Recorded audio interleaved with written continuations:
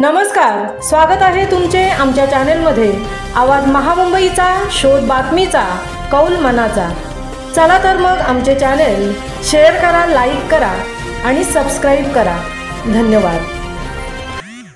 पाले येथे आडगाव कमिटीची बैठक संपन्न।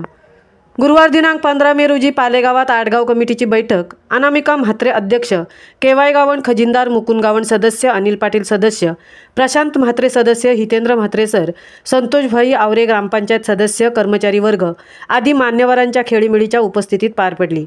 येणारे 20-25 दिवस हे खरोखरच उरण पूर्व विभागासाठी पिण्याच्या पाण्यासाठी अत्यंत महत्त्वाचे आहेत।